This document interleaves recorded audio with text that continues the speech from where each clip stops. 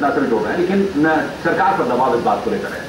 हम जो breaking news में बात कर रहे थे कि हमारी संभवतः जो मिलिट्री प्रिपेयर्डनेस है उतनी नहीं है उस एरिया में। दानवीर जी, आपके हिसाब से जब पाकिस्तान की तरफ से कुछ इस तरह का मसला होता है, वो चाहे घुसपैठ का मसला हो या किसी भी तरह का कुछ एग्रेशन हो, तो अलग तरह से रिएक्शन आता है।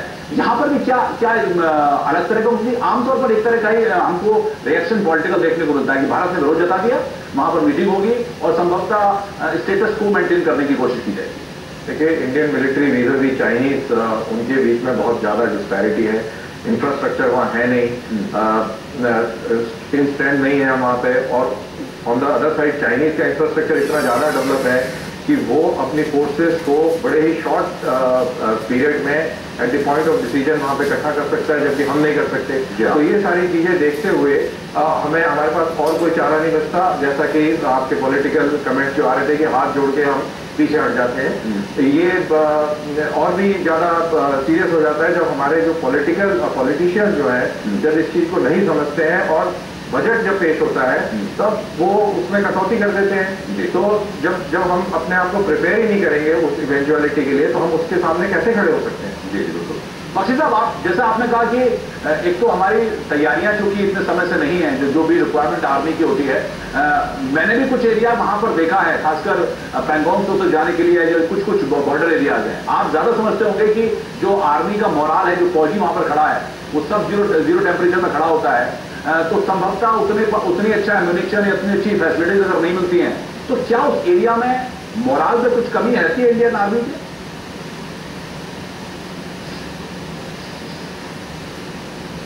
देखिए, 1962 और आज के बीच में जमीन आसमान का फर्क है। पहले तो हम ये बात जरूर समझें, ठीक है, कि ये कहना कि हिंदुस्तान की फौज डर गई है या कुछ ऐसी बात है, ऐसी बात नहीं।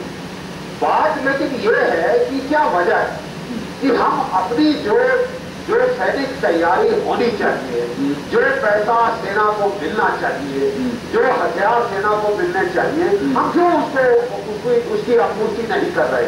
क्यों सबसे लोएस्ट प्रायोरिटी है इस सरकार की आपकी सेना का जो साजो सामान?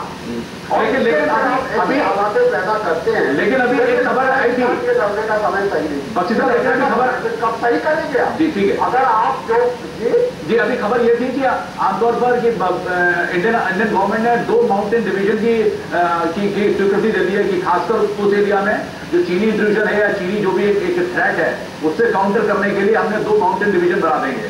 क्या इससे भी चीन घबराया हो सकता है? एयर स्ट्रिप आप अगर रीएक्टिवेट कर रहे हैं तो क्या चीन के हिसाब से ये भी कंसर्न हो सकता है, लिहाजा वो डिवीजन कर रहा है?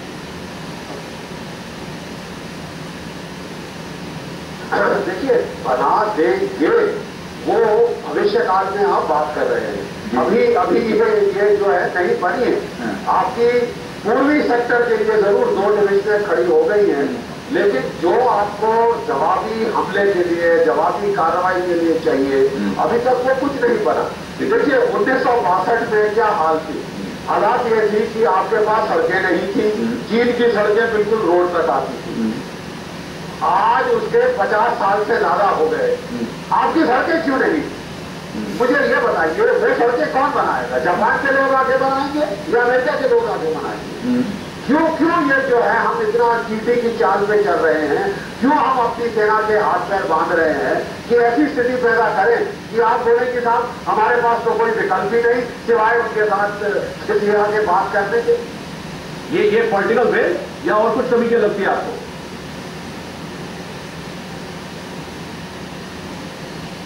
ये बिल्कुल राजनीतिक इच्छा शक्ति के अभाव को दर्शाता है, और ये मेरे ख्याल अब कुछ हद से ज्यादा बढ़ गया है।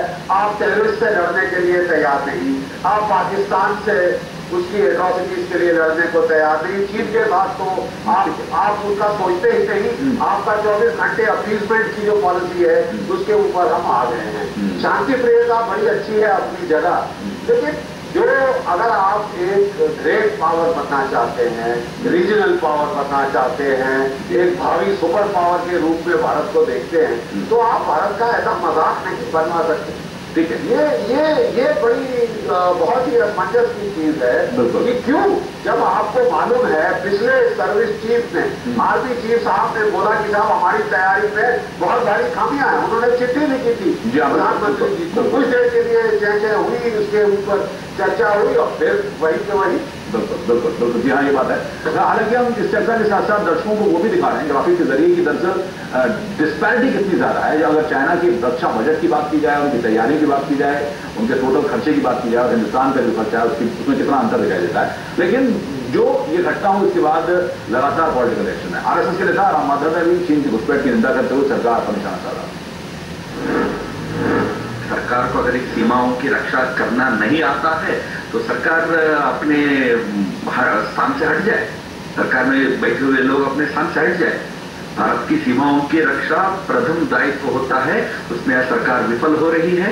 नहीं, भारत का सबसे बड़ी समस्या इस देश का कोई लॉन्ग टर्म या सुविचारित विदेश नीति है ही नहीं।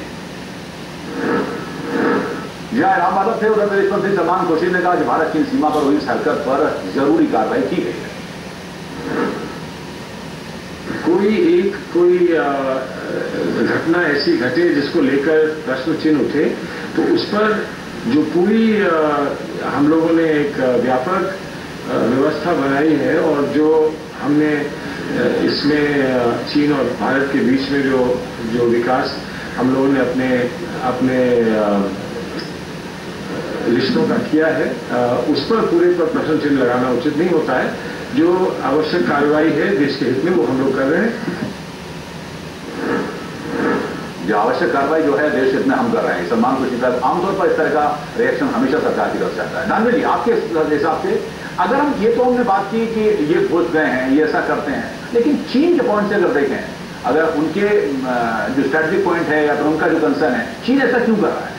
देखिए, चीन जो मेरा मानना है, चीन दो जगह पे बहुत सेंसिटिव रहता है, दो चीज़ों के ऊपर। एक तो ईस्ट में ताइवान और हमारे नॉर्थ में तिब्बत।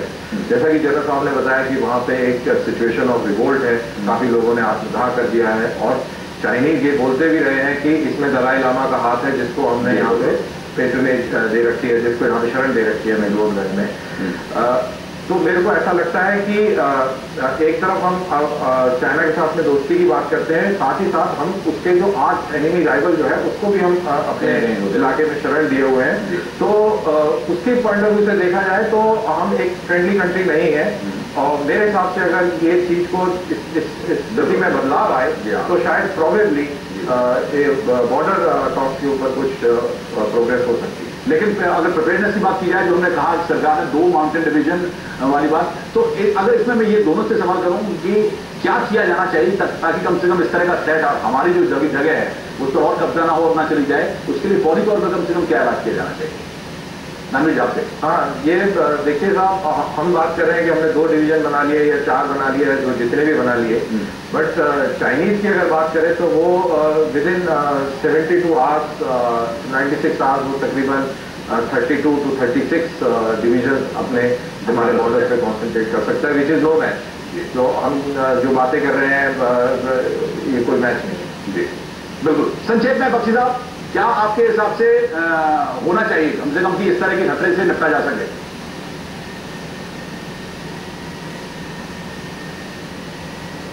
देखिए, सबसे पहले हमको अपनी जो सैन्य तैयारी है वो बहुत तेज करनी पड़ेगी, क्योंकि ये जो चीज है ये बहुत हम इसमें पिछड़ते जा रहे हैं। चीन का सालाना खर्चा उसके रक्षा बजट में 180 अरब अमेरिकन डॉलर है, जबकि आपका 37 अरब डॉलर है और उसमें भी कटौतियां हो रही हैं। उसके अलावा जो आपकी हथियार खरीदने की प्रक्रिया है उसे आपको तेज करना ही होगा। नहीं तो ये खासकर जैसे हवाई ताकत में आपकी कमजोरी आती जा रही है, वो आपको बहुत महंगी पड़ेगी। बिल्कुल, वो महंगी पड़ेगी और सही कि हम जी हाँ, बिल्कुल जी हाँ, ये बात है कि हमारी तैयारियां संभवतः उस लेवल की नहीं है। समय खत्म हो रहा, लिहाजा यहाँ पर रोकेंगे और यही वजह है कि समय समय पर इस तरह की घटनाएं होती रहती हैं। सरकार विरोध जताती है, हो सकता है कि वो पीछे हट जाए, लेकिन दूरगामी परिणाम इसके खतरनाक हो सकते हैं। धन्यवाद जी, बहुत बहुत धन्यवाद। समय खत्म हो रहा है आपका, स्टूडियो में आए। बख्शी साहब, आपका भी शुक्रिया। यहाँ तो ड्रैगन की तरफ से चाल है जिससे निपटने की एक सख्त जरूरत है और एक सोची समझी रणनीति की जरूरत है। खास खबर में इतना ही। नमस्कार।